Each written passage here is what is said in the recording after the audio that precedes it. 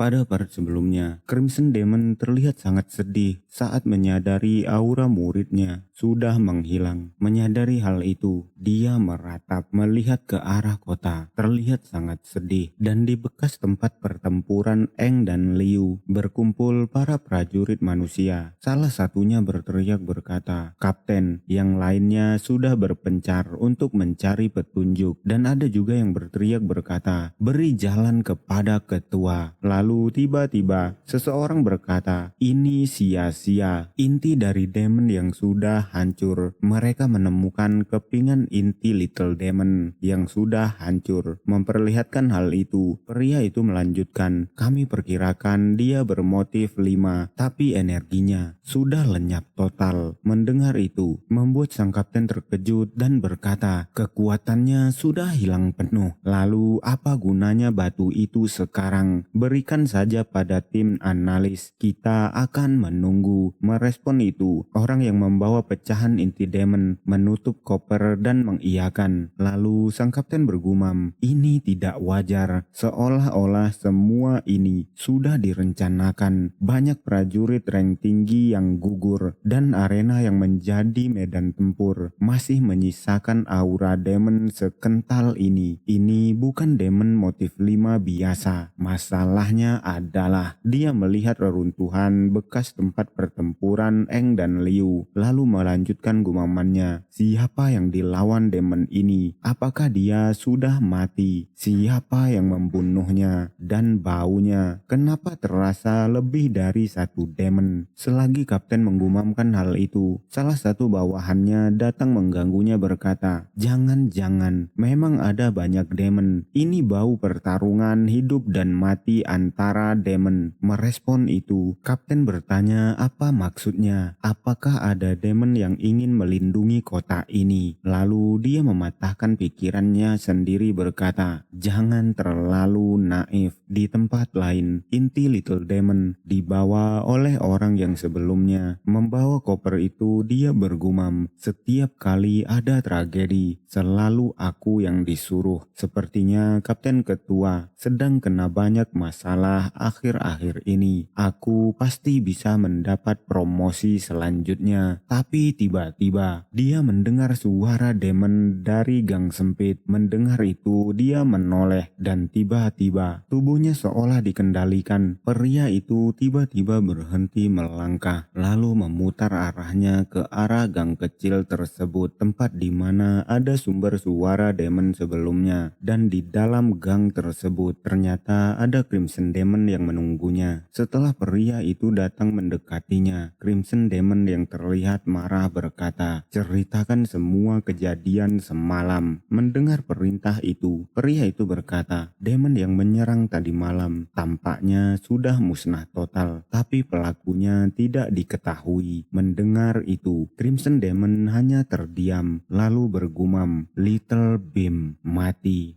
Apakah Kingpin pelakunya?" Demon berinti 8 sebelumnya. Lalu dia menyanggah pikirannya sendiri berkata, "Tidak mungkin. Kalaupun dia yang membunuhnya, kota ini pasti sudah musnah." Lalu Crimson Demon bertanya, "Apa isi kotak itu?" Menjawab itu, pria itu berkata, "Ini adalah inti demon yang sudah mati itu." Mendengar itu, membuat Crimson Demon terkejut, lalu memerintahkan pria itu untuk membuka koper tersebut. Dan saat dia melihat isi koper tersebut, dia menyadari bahwa itu adalah inti Little Bean. Melihat itu, dia berkata di dalam hatinya, "Izinkan aku melihatnya. Siapa yang membunuhmu?" Lalu tiba-tiba dia memancarkan aura dari matanya sembari berkata, "Soul Watch." Dan setelah dia mengatakan hal itu, aura ungu keluar dari inti demon yang sudah hancur itu, membesar terbang tinggi ke udara. Soul Watch adalah setelah memanipulasi energi kesadaran inti, dapat melihat ingatan dari pemilik inti. Semakin utuh inti tersebut, maka akan semakin jelas gambar dan informasi yang dapat diperoleh. Semakin sedikit inti yang tersisa, maka semakin tidak jelas gambar dan informasi yang bisa didapatkan. Aura itu mendekat kepada Crimson Demon dan mengeluarkan layar seperti monitor di depan wajah Crimson Demon. Terlihat ingatan itu menggambarkan Eng dan Liu, membuat Crimson Demon terkejut. Lalu dia bergumam, satu laki-laki dan satu wanita, prajurit manusia. Dia mendengar isi video itu saat Eng berkata, aku tak tahu siapa mastermu. Kalau dia datang kepadaku, aku akan bunuh lagi dan lagi hingga dia tidak bisa berengkarnasi. Melihat itu, Crimson Demon hanya terdiam. Lalu Little Demon berkata, Master, akhirnya aku mengerti kesedihan yang aku pertanyakan selama ini. Mendengar itu membuat Crimson Demon terlihat sangat marah. Dia mengibaskan tangannya dan hal itu menghancurkan warrior yang membawa koper berisi inti Demon Little Bean. Setelah itu Crimson Demon menggenggam inti Demon Little Bean lalu berjalan keluar dari gang dengan genggaman yang penuh darah. Dia bergumam sebelum pulang dan melaporkan tentang kebangkitan King Fin.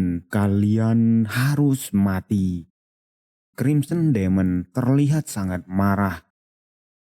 Sedangkan di tempat lain terlihat kaki Liu sedang diobati dan yang mengobati adalah Eng. Eng mengobati kaki Liu dengan inti hijaunya. Selagi mengobati kaki Liu, Eng berkata, pertarungan semalam sangat menguras energimu sampai kau tak punya tenaga untuk pulih dari cedera ringan. Elemen kayuku bisa membantu pemulihan lukamu. Ini hampir tak ada bedanya dengan inti hijaumu. Melihat ke arah Eng, Liu terlihat tersipu lalu terbata-bata berterima kasih kepada Eng. Tapi di dalam pikirannya dia berteriak dan berkata, tak ada laki-laki yang pernah menyentuh kakiku sebelumnya, tapi bocah sialan ini berani melakukannya. Berbeda dengan kalimat yang keluar dari mulutnya, Liu berkata, Eng, mau kemana kita selanjutnya? Merespon itu, Eng berkata, jadi tujuan misi kita adalah mencari inti elemental agar aku bisa menggabungkan elemen yang sudah aku miliki. Sekarang semuanya sudah tercapai. Mungkin lebih baik jika kita mencari informasi lebih banyak terlebih dahulu. Mendengar itu, Liu bertanya, informasi apa yang kita butuhkan dan buat apa? Mendengar pertanyaan Liu, Eng membelalakkan kedua matanya, tapi hanya terdiam. Dia bergumam, hampir saja aku kelepasan. Cuma Lina yang tahu akan kelahiran ulangku. Sebenarnya aku tidak ingin melibatkan Liu untuk menyelamatkan desa dari jeratan Raja Baru beserta Six Talent baru. Kalau Liu sampai mengetahuinya, apakah dia akan tetap memihakku? Lalu Eng berkata, lagi pula akan lebih mudah jika aku bergerak sendirian. Kekuatanmu hingga hari ini sudah setara dengan motif 4.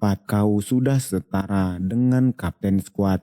Mendengar itu, Liu bertanya, kenapa kamu mau pergi sendirian? Apa yang kau cari? Eng merespon itu. Liu berkata, ya, aku akan pergi sendirian. Setidaknya setelah mengantarmu pulang ke kampung halamanmu. Liu, ada yang harus aku bicarakan kepada kapten kita. Setelah mengatakan hal itu, Eng berkata, lukamu sudah sembuh. Sekarang jangan terlalu banyak gerak, nanti kambuh lagi. Mendengar itu, Liu mengiyakan. Lalu 3 hari kemudian di kota Rengse Helios, kampung halaman Eng dan Liu, terlihat Yu sedang memoto burung merpati. Setelah memoto burung merpati, Yu berkata, bosan sekali. Dia membaringkan tubuhnya dan melanjutkan, kapan mereka akan pulang? Rasanya sepi sekali jika mereka tidak ada di sini. Merespon itu, Lan yang sedang melatih ototnya berkata, mereka mungkin sedang bekerja keras untuk naik level. Dia melirik ke arah Yu, lalu melanjutkan, kita tidak boleh tertinggal. Merespon itu, dengan nada yang malas dia berkata, aku mengerti, aku cuma kebosanan saja. Andaikan mereka sudah pulang, aku ingin keluar untuk latihan. Tinggal di Helios itu membuatku sangat jenuh. Tapi tiba-tiba suara seseorang mengejutkannya, membuatnya membelalakkan matanya. Suara itu berkata, kalau kalian merasa tertinggal jauh, aku sebagai ketua tim kalian akan menaikkan level. Mendengar suara itu, Lan dan Yu sontak melirik ke arah sumber suara dan mereka dikejutkan. Itu adalah Liu. Melihat itu adalah Liu, Yu berteriak memanggil namanya dan Liu dengan santai berkata, halo. Setelah Lan dan Yu mendekat, Lan bertanya kepada Liu, kapan kau pulang dan di mana Eng? Menjawab pertanyaan Lan,